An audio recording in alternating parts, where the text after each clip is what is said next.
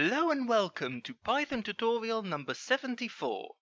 Today we will see how to increase the size of a data frame and, on the other hand, how to delete duplicate values. Let's start with the first one first.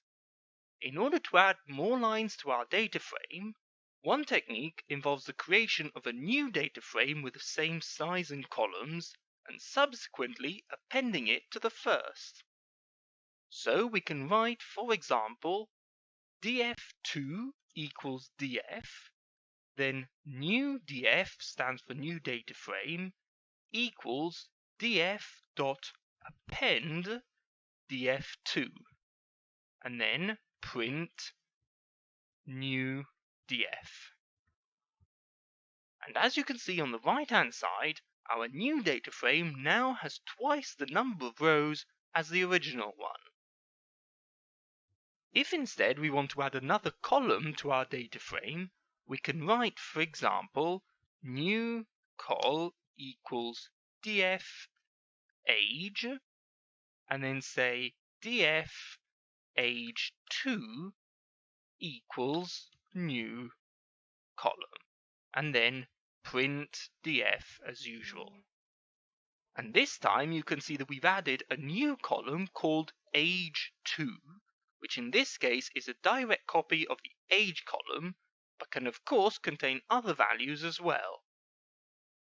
Now returning to our previous example in which our new data frame contained two duplicates of the same rows, we can further modify our data frame and eliminate the duplicates using one of three approaches.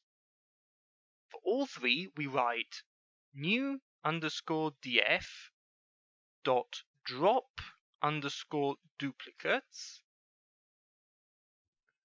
and then we say in place equals true. However, we must now decide how we want to treat our duplicates. In particular, we need to write keep equals, for example, first. Now what this means is that whenever our function detects multiple occurrences of the same line, it will keep only the first occurrence. If instead we write keep equals last, we of course keep only the last occurrence each time. Our last option allows us to write keep equals false. This means that whenever our function detects duplicates, it will eliminate all occurrences.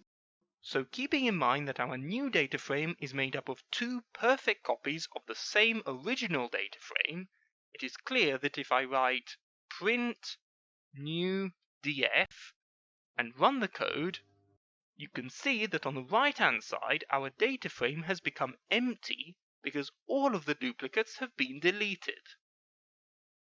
By using one of the other two methods instead, we would have returned to our original data frame. Now then, having said that, I will let you digest these new concepts for today, and I wish you all a pleasant week. Until next time, don't forget to like, share and subscribe, and as always, happy coding!